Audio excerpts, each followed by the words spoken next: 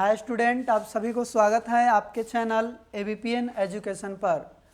और आज हम लोग यहाँ पे देखेंगे साधारण ब्याज, सिंपल इंटरेस्ट, और यह अभ्यास आपका 22 है और क्लास 3।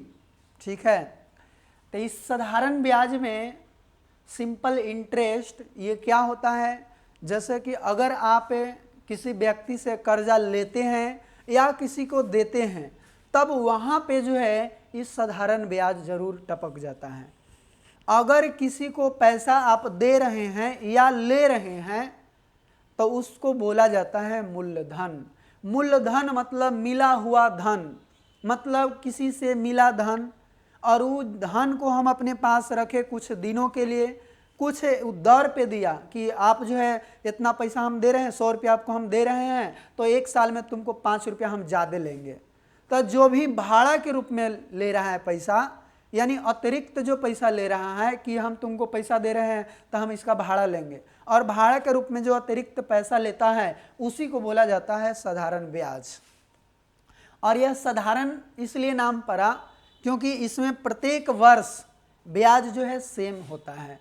अगर एक वर्ष में देखा जाए ब्याज 5 रुपया लग रहा है तो 2 वर्ष में भी जो है दूसरका वर्ष में ब्याज 5 ही रुपया लगेगा, यानी टोटल 10 रुपया लगेगा।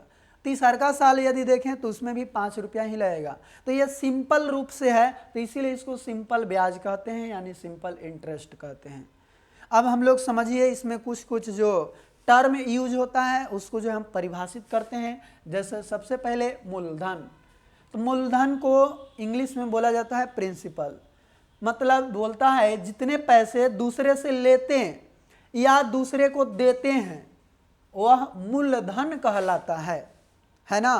और यहाँ पे मूलधन जैसे कि अगर हम राम हैं और राम व्यक्ति किसी को 500 रुपया जो है क्या कर रहा है, दे रहा है, तो ये 500 रुपया क्या हो जाएगा, मूलधन हो जाएगा। चाहे तो हम ही हैं, हम किसी दूसरे व्यक्ति से ले रहे हैं, 500 रुपया ले रहे हैं तो लेने वाला भी धन क्या होगा, यह मूलधन कहलाएगा, यानी कि इसको मूलधन लिखेंगे। मूलधन मतलब एकदम समझिए कि मिला हुआ धन या दिया हुआ धन, जो भी मिला धन चाहे जो भी दिया धन वही होगा मूलधन। अब इसके बाद देखें, मूलधन के बाद अगला जो टर्म यूज होगा वह ब्याज होता है, इंटरेस्ट उसको कहते हैं, है ना। मूलधन को यहाँ पे देखिए हम कभी कभी जो है इसको पी से भी सूचित करेंगे और हिंदी में यदि लिखेंगे तो हम इसको कभी कभी मुंह से भी लिखेंगे। ठीक है, तो उसको आप ध्यान देंगे। अब ब्याज क्या होता है, तो जितना पैसा भाड़े के रूप में अधिक देना पड़ता है वह क्या कहलाता है, ब्याज कहलाता है। अगर मान लेते हैं कि राम जो है एक व्यक्ति को 500 रुपया दिया, 500 रुपया दिया, लेकिन ये 500 रुपया उसको दे रहा है तो इसका कुछ कह रहा है कि हम भाड़ा भी लेंगे, है ना। अब भाड़ा जो है मान लेते हैं 100 रुपया ले लिया, तो ये 100 रुपया जो भाड़ा लिया ये ज़्यादा पैसा ना लिया, 500 रुपया दिया था लेकिन 100 रुपया ज़्यादा ले रहा है, मतलब 600 रुपया ले रहा है। तो ये जो 100 रुपया ज़्यादा ले रहा है ये ज़्यादा का पैसा क्या होता है, ब्याज कहलाता है ना। अब उसके बाद यदि हम देखें तो अगला जो होता है टाइम। टाइम मतलब जितना समय के लिए पैसा दे रहा है चाहे जितना समय के लिए कोई ले रहा है ना, वही क्या कहलाता है, टाइम कहलाता है। ठीक है, यानी कोई धन किसी व्यक्ति से जितने अवधि के लिए लिया जाता है या दिया जाता है उसे हम क्या बोलते हैं, समय कहते हैं। और ब्याज को हम एसआई से लिखते हैं, एसआई मतलब सिंपल इंटरेस्ट, और टाइम को हम टी से लिखेंगे। ठीक है, तो यहाँ पे आप लोग ध्यान देंगे। अब इसके बाद यदि देखा जाए आगे तो यहाँ पे ध्यान दीजिए, सबसे इम्पॉर्टेंट जो है साधारण ब्याज में वह हमारा क्या है, दर है। और दर मतलब होता है रेट, और किसका दर, ब्याज की दर, कि वो जो ब्याज ले रहा है किस दर से ले रहा है, यानी रेट ऑफ इंटरेस्ट। ठीक है, ब्याज की दर। तो ये ब्याज की दर जो है आप केवल याद रखें, इसका परिभाषा याद रखें, पूरा का पूरा चैप्टर जो है इसी दर से समाप्त हो जाएगा। जैसे देखिए 100 रुपया पर एक वर्ष में मिलने वाला ब्याज ही क्या कहलाता है, ब्याज की दर कहलाता है। यानी कि 100 रुपया पर एक वर्ष में जितना ब्याज मिल रहा है, 5 रुपया, 10 रुपया, 50 रुपया जो भी मिल रहा है वो ब्याज ही क्या कहलाएगा, ब्याज की दर कहलाएगा। जैसे कि अगर हम बात करें कि यहाँ पे 100 रुपया पर 100 रुपया पर एक वर्ष में ब्याज अगर मान लेते हैं कि 20 रुपया मिल रहा है, ब्याज कितना मिल रहा है 20 रुपया, तो इसका जो दर होगा, ब्याज की दर होगा 20% हो जाएगा। और 20% कोची होगा, तो एक साल में इतना मिल रहा है तो इसीलिए 20% वार्षिक होगा, यानी ब्याज की दर 20% वार्षिक होगा। अगर यहाँ पे हम कह रहे हैं कि 500 रुपया का ब्याज 500 रुपया पर 4 वर्ष में, चाहे यहाँ पे 5 वर्ष में लिख दे रहे हैं, 5 वर्ष में ब्याज जो है 300 रुपया है। कितना रुपया है 300 रुपया, तो इसका ब्याज की दर कितना होगा, तो आप जो है एक एक नियम का इस्तेमाल यहाँ भी कर सकते हैं। जैसे यहाँ लिखेंगे चूंकि 500 रुपया पर 5 वर्ष में ब्याज 300 रुपया है, तो हम 100 रुपया पर एक वर्ष में जो ब्याज निकालते हैं वही तो ब्याज की दर कहलाता है। तो इसीलिए हम यहाँ लिखेंगे चूंकि इसीलिए 1 रुपया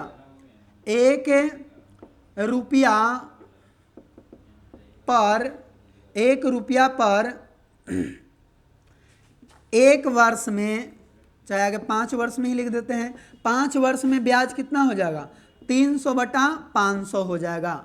ठीक है, और इसी प्रकार से 1 रुपया पर यहाँ पे एक वर्ष में यदि देखें, एक वर्ष में ब्याज कितना होगा, तो 5 वर्ष में इतना, तो एक वर्ष में कितना होगा 300/500 गुना कितना हो जाएगा, तो यहाँ पे एक वर्ष में निकाला है मतलब 5 से यहाँ पे भाग हो जाएगा। लेकिन 100 रुपया पर न निकालना है, तो इसीलिए हम लिखेंगे 100 रुपया पर एक वर्ष में जो ब्याज मिल रहा है वही दर होगा, यानी 300/500 गुना 5 गुना में 100, इसको कटा कटोल कर दीजिए, 0 0 से कट गया, 5 से 20 पचे 100, 5 का 20 और 4 तिया 12, और ये 12% ही क्या कहलाएगा दर कहलाएगा, है ना। तो आप इस तरह से एक एक नियम से आप बना सकते हैं। अब देखिए फार्मूला जो है आता कैसे है, आप लोग जो फार्मूला रटते हैं वो फार्मूला आता कहाँ से है, उसको हम लोग कैसे जो है लाते हैं यहाँ पे देखते हैं। अगर मान लेते हैं, अब देखते हैं कि जो आप लोग ब्याज का जो फार्मूला याद रखते हैं कि मूलधन गुना समय गुना दर बटा 100, वो आता कैसे है, तो ये जब आप परिभाषा याद रखते हैं तो ये परिभाषा से ही आता है। जैसे देखिए आप लोग इसको ऐसा लिखेंगे, चूंकि 100 रुपया पर एक वर्ष में मिलने वाला ब्याज बराबर मान लेते हैं R है। 100 रुपया पर एक वर्ष में मिलने वाला ब्याज कितना है R रुपया है। ठीक है, तो इसीलिए हम कहेंगे कि बताओ भाई 100 रुपया ना हो के हम 1 रुपया पर निकालना चाहें, 1 रुपया पर एक वर्ष में मिलने वाला ब्याज क्या कहलाएगा, तो R/100 आप कहेंगे, इतना रुपया होगा, इतना रुपया ब्याज होगा। तो इसीलिए हम कहेंगे यहाँ पे फिर कि 1 रुपया नहीं बल्कि हम P रुपया के लिए निकालना चाहते हैं। P रुपया पर T वर्ष में मिलने वाला ब्याज क्या कहलाएगा, तो यहाँ पे देखिए तो 1 रुपया पर R/100, तब P रुपया पर तो आप लिखेंगे PR/100, लेकिन एक वर्ष में इतना तो T वर्ष में तो आप कहेंगे T से गुना, यानी कि PRT/100, और यही वाला क्या होगा हमारा ब्याज निकलेगा, मतलब इसको हम SI कहेंगे। ठीक है, और इस प्रकार से साधारण ब्याज बराबर फार्मूला हो गया P गुना R गुना T/100। P क्या है मूलधन, R क्या है दर है, यानी ऐसा इसको हम लिख सकते हैं मूलधन गुना समय गुना दर बटा 100। ठीक है, मूलधन गुना समय गुना दर बटा 100, और इसको हम SI से हम सूचित करेंगे, मूलधन को P से सूचित करेंगे और टाइम को T से और दर को R से सूचित करेंगे। तब SI बराबर क्या हो जाएगा, तो लिखेंगे P गुना R गुना T/100।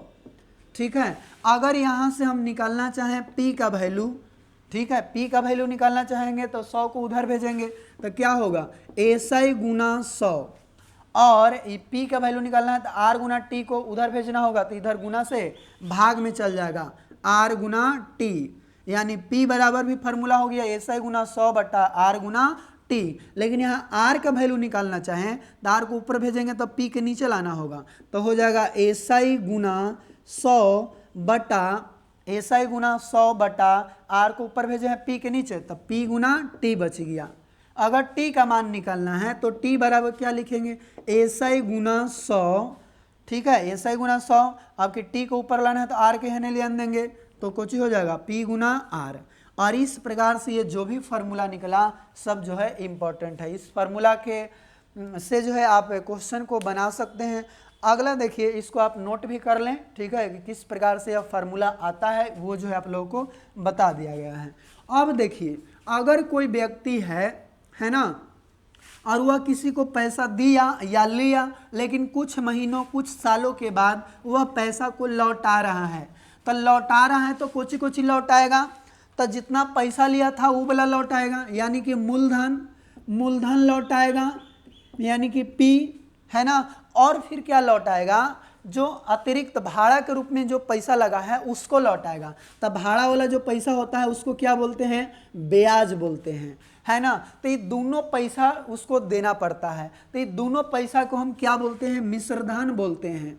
क्या बोलते हैं, मिश्रधन।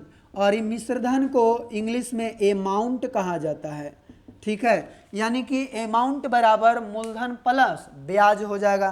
तो इसको भी आप याद रखेंगे कि जो मिश्रधन होगा, मिश्रधन मतलब अमाउंट वह मूलधन प्लस ब्याज के बराबर होगा। अगर यहाँ से मूलधन कोई निकालना चाहें मूलधन, तो मूलधन बराबर क्या हो जाएगा ई, तो ब्याज को होने भेजेंगे तो उधर है मिश्रधन, तब मिश्रधन माइनस क्या हो जाएगा, ब्याज यानी प्लस में तो होने जाएगा माइनस में, माइनस ब्याज।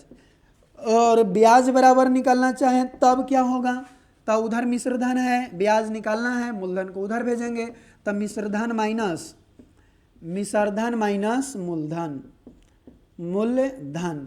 तो ये सभी जो है फार्मूला होता है, इस फार्मूला को आप जो है याद रखेंगे और यहाँ पे नोट कर लेंगे, ठीक है। उसके बाद देखिए आगे जो है हम लोग देखते हैं, और यहाँ पे आगे क्या है इसको समझिए। क्वेश्चन यहाँ पे है, चलिए यहाँ पे फर्स्ट क्वेश्चन होना चाहिए था लेकिन दूसरा क्वेश्चन दिया गया है, यानी क्वेश्चन नंबर यहाँ फर्स्ट, ठीक है। अब देखिए क्वेश्चन क्या है, 60 रुपया का सूद का मतलब क्या होता है, ब्याज, है ना, ब्याज को ही क्या बोलते हैं, सूद है। 4 पैसे प्रति रुपया प्रति माह की दर से 3 महीने में क्या होगा।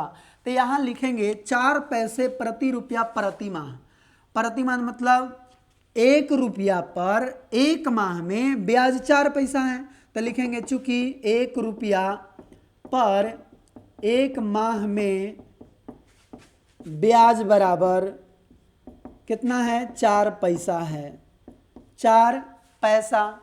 तब बताओ जी, कहता है 3 महीने में क्या होगा 60 रुपया पर, तो इसीलिए हम कहेंगे कि 60 रुपया पर 1 माह में ब्याज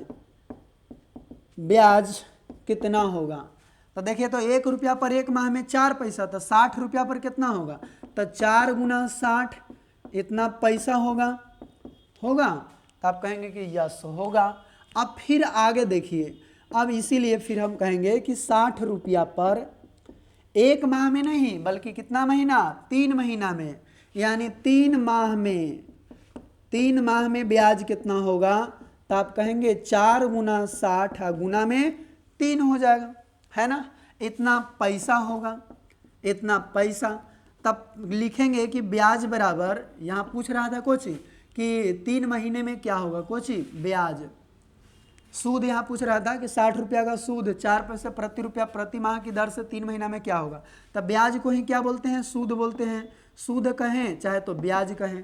तो लिखेंगे 4 गुना 60 गुना 3, लेकिन इतना पैसा रुपया में बदलना है तो 100 से भाग दे देंगे, है ना, तो ये कोची में बदल जाएगा रुपया में, तो 0 से 0 कट गया, 5 दूनी 10, 2 दूनी 4, अब क्या होगा 6 6 तिया 18, 18 दूनी 36/5 इतना रुपया, और इतना को हम लिखेंगे 5 सत्ते 35 1/5 7.1/5 रुपया। यही क्या हो गया इस प्रश्न का सही उत्तर हो गया।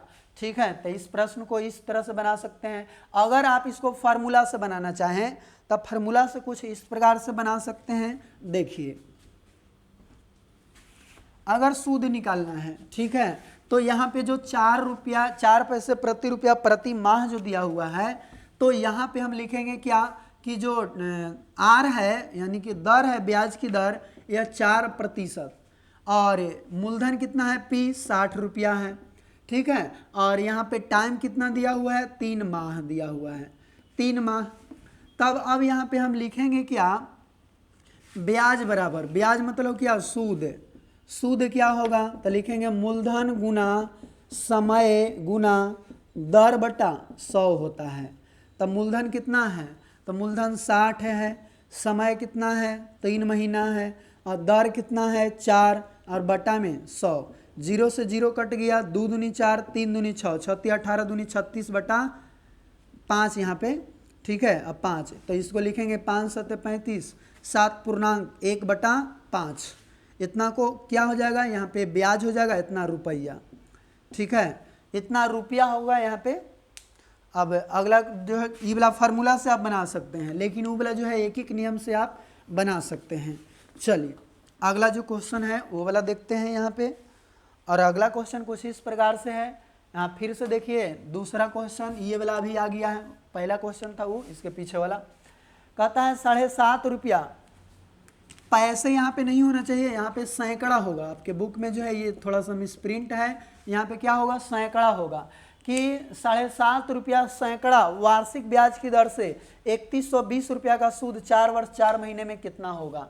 ठीक है, तो यहाँ पे ये जो दिया हुआ है यह क्या है, दर है। तो आगे इसको हम लिखेंगे कि 100 रुपया पर 1 वर्ष में जो ब्याज है 7.5 रुपया, तो चूंकि 100 रुपया पर 1 वर्ष में ब्याज, 1 वर्ष में ब्याज कितना है 7.5 रुपया, इतना रुपया है। ठीक है, तो यहाँ पे 3120 रुपया का निकालना है, तो इसीलिए आगे 1 निकालेंगे। 1 रुपया पर 1 वर्ष में, 1 वर्ष में ब्याज बराबर कितना होगा 7.5 बटा में 3120 हो जाएगा। ठीक है, सॉरी वो 100 है नीचे, तो यहाँ पे कितना होगा बट्टा में 100। अब कितना निकालना है 3120, और समय कितना है 4 वर्ष 4 महीना, तो 4 वर्ष 4 महीना का मतलब कितना होगा, तो 4 वर्ष है तो 4 प्लस महीना में है तो इसको वर्ष में बदलेंगे तो 12 से भागा, 4 तिया 12 यानी कि 4 + 1/3, तो 4 तिया 12 एक 13/3 हो जाएगा, 13/3 वर्ष होगा। ठीक है, तो यहाँ पे हम लिखेंगे इसीलिए 3120 रुपया पर 3120 रुपया पर 13/3 वर्ष में, 13/3 वर्ष में ब्याज बराबर कितना होगा। तो देखिए तो 1 रुपया पर इतना, तो 3120 रुपया पर, तो 3120 से गुना करना होगा 3120। अब जो है 1 वर्ष में इतना, तो 13/3 वर्ष में, तो 13/3 से भी गुना करना होगा। काटा कटवल कर दीजिए, 0 से 0 कट गया, एक दशमलव हटाएंगे तो नीचे कुछ ही आ जाएगा 100 हो जाएगा, मतलब 100 से गुना, तब फिर 0 से एगो 0 कट गया। अब देखिए अब इसको काटेंगे 25 चौका 100 और 25 तिया 75, और 4 से इसको हम काटेंगे अगर तो 4 से ही कट जाएगा, 4 सत्ते 28, और फिर कितना बचा 3 बच गया, तो 4 अठे 32, 78 मरतबे। फिर इसको देखेंगे 3 से काट के, 3 दूनी 6 और 3 छक 18, 26 मरतबे कट गया।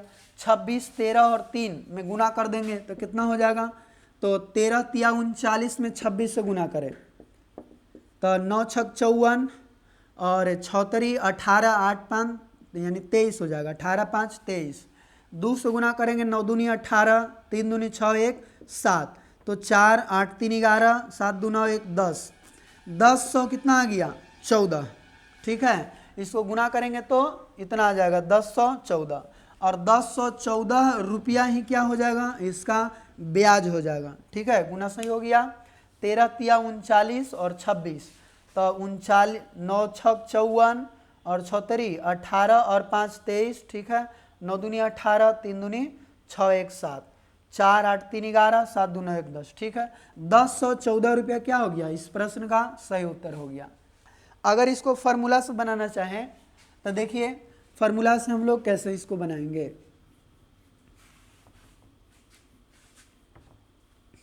यहाँ ब्याज की दर क्या दिया हुआ है, वार्षिक, तो यहाँ पे समय भी क्या रहेगा, वर्ष में रहेगा। ठीक है, तो ये इतना रुपया कुछ है, ब्याज है, ब्याज की दर है, तो आर बराबर लिखेंगे 7.5%। और यहाँ टाइम जो लिखेंगे, टाइम कितना है 13/3 वर्ष, 13/3 वर्ष। और जो पी है मूलधन 3120 है, तो इसको लिखेंगे 3120 रुपया। तो ऐसा ही पूछ रहा है, तो ऐसा ही बराबर फार्मूला मूलधन गुना समय गुना दर बटा 100। ठीक है, तो पी कितना है 3120 गुना टाइम कितना है 13/3 और आर मतलब रेट कितना है 7.5 और गुना में 100, नीचे 100 है तो 100। इसको काट कूट पूरा करेंगे तो अभी कितना आया था 1014 ना, है ना, 1014। हाँ 1014 रुपया आया था, तो यही वाला जो है इसको काट कूट करेंगे तो आंसर हो जाएगा। अब चलिए देखते हैं अगला क्वेश्चन।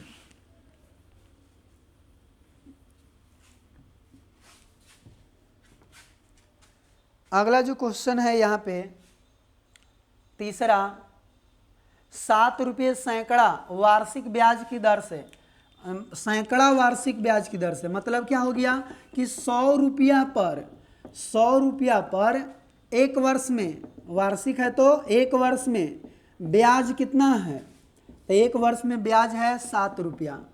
ठीक है, तो कहता है 4 वर्ष 6 महीना में कितना होगा, तो 4 वर्ष 6 महीना का मतलब कितना होता है, तो देखेंगे 4 + 6 महीना को वर्ष में बदलेंगे तो 12 से भागा, तो 6/12, 6 दूनी 12, यानी कि 4.5 वर्ष। 4.5 वर्ष का मतलब 9/2 वर्ष।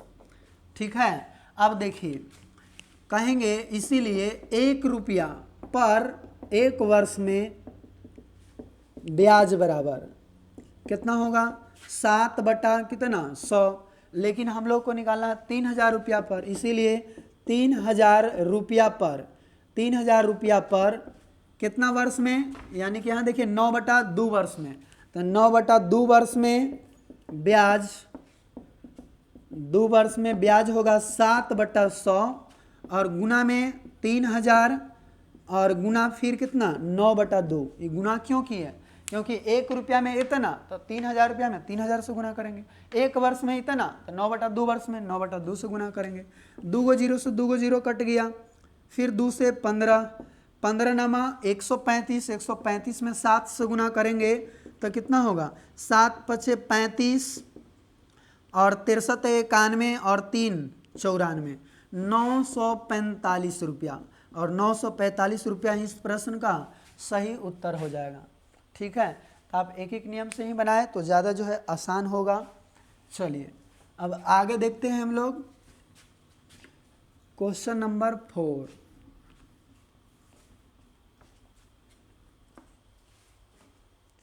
चलिए देखिए यहाँ चौथा नंबर क्वेश्चन है कि यदि मूलधन 580 रुपया हो तो 6 रुपया 75 पैसे वार्षिक सूद की दर से 4 वर्षों में मिश्रधन क्या होगा। देखिए जब यहाँ पे रुपया लिखा हुआ है तो यहाँ पे पैसा नहीं होगा बल्कि यहाँ पे सैकड़ा होना चाहिए। ठीक है, तो किताब में कुछ मिस प्रिंटिंग है तो आप इसको ध्यान देंगे, यहाँ पे पैसा की जगह क्या होगा सैकड़ा होगा। अब यहाँ पे देखिए मूलधन 580 रुपया है, ये वाला इतना है ब्याज, तो ब्याज की दर जो है यानी समझिए कि इतना है 6 रुपया 75 पैसे वार्षिक, है ना। तो ब्याज की दर जो होता है वह 100 रुपया पर होता है, तो हम लिखेंगे सब में कि चूँकि 100 रुपया पर एक वर्ष में ब्याज 6.75, इसीलिए 1 रुपया पर एक वर्ष में ब्याज कितना होगा? आप कहेंगे 6 रुपया 75 पैसा बटा में 100, लेकिन 580 रुपया का निकालना है 4 वर्षों में, तो लिखेंगे इसीलिए 580 रुपया पर 4 वर्षों में ब्याज बराबर। तो 4 वर्षों में ब्याज क्या होगा? 6.75 बटा 100। 1 रुपया में इतना, तो 580 रुपया में 580 से गुना कर देंगे। 1 वर्ष में इतना, तो 4 वर्ष में तो 4 से गुना कर देंगे। काट दीजिए। अब दशमलव को हटाएंगे तो नीचे में कुछ ही हो जाएगा, 100 आ जाएगा, तो 100 गुना 100 हो जाएगा। अब देखिए तो इसको 0 से को 0 काट दिए, 675 है तो ये 25 से 25 मरतबे 675, 675 नहीं 25 से इसको काट दीजिए, 25 दूनी 50 और ये कितना बचा 175, तो 25 नवा 175, ठीक है। उसके बाद यहाँ पे इसको 25 से काटे तो 25 चौका 100। फिर इसको हम देखते हैं 5 दूनी 10, 29 दूनी 58, 4 से ही 4 कट गया और तो कहीं नहीं कटने वाला है। तो देखिए तो 29 में 29 से गुना करेंगे, 5 से भागा देना होगा, तो 29 में 29 से गुना करेंगे तो कितना हो जाएगा 9 9 81, 9 दूनी 18, 9 दूनी 18 दूनी 36 और 8 44 हो गया, हासिल 4, 2 दूनी 4 और 4 8, बटा में कितना 5 बचा है, 5 से इसमें भाग दे दीजिए, तो 5 का 5, 3 बचा, 5 छक्का 30, 5 अट्ठे 40, 5 दूनी 10, 168 रुपया 2 पैसा, 2 पैसा नहीं 20 पैसा ही है, ठीक है। अब इतना रुपया कुछ हो गया ब्याज, इसीलिए मिश्रधन निकालने के लिए कहता है। तो मिश्रधन क्या होता है? मूलधन और ब्याज को मिला के धन होता है। मूलधन प्लस ब्याज, मूलधन मतलब मिला हुआ धन, कितना मिला है ना, मतलब टोटल धन। तो मूलधन तो 580 है, प्लस ब्याज कितना मिला 168 रुपया 20 पैसा, तो इतना जोड़ेंगे तो कितना हो जाएगा 8 की 8 और 8 6 14 की 4 हासिल 1, 5 1 6 और 1 7 .20 रुपये, ठीक है। और यही वाला क्या हो गया इस प्रश्न का सही उत्तर हो गया कि मिश्रधन जो है 748 रुपया 20 पैसा आंसर, ठीक है। अब चलिए हम लोग देखते हैं अगला क्वेश्चन, क्वेश्चन नंबर 5।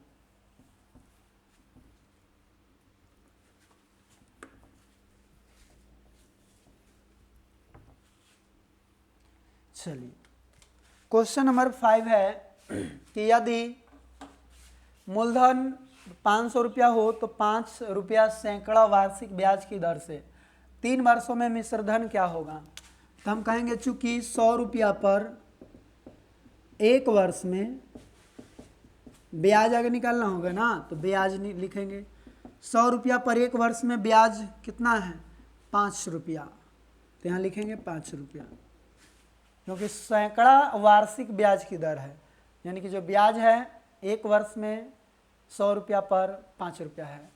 इसीलिए हम कहेंगे कि बताओ 1 रुपया पर 1 वर्ष में ब्याज कितना होगा? तो 5/100 होगा, और 500 रुपया का निकालना है ब्याज 3 वर्ष के लिए, इसीलिए 500 रुपया पर 3 वर्ष में ब्याज कितना होगा 5/100 गुना 500 और गुना में 3, तो 2 जीरो से 2 जीरो कट गया, 55 25 आई 75 रुपया। 75 रुपया क्या हो गया 3 वर्ष का ब्याज हो गया। लेकिन मिश्रधन पूछता है, मिश्रधन बराबर मूलधन प्लस ब्याज, मूलधन प्लस ब्याज। तो मूलधन कितना है? मूलधन तो 500 रुपया है, ठीक है, और ब्याज कितना 75 रुपया। टोटल जोड़े तो 575 रुपया यही क्या हो जाएगा इस प्रश्न का सही उत्तर हो जाएगा। ठीक है, और एगो लास्ट क्वेश्चन देखते हैं जो कि क्वेश्चन नंबर यहाँ पे है 6, तो इसको आप नोट कर लें। चलिए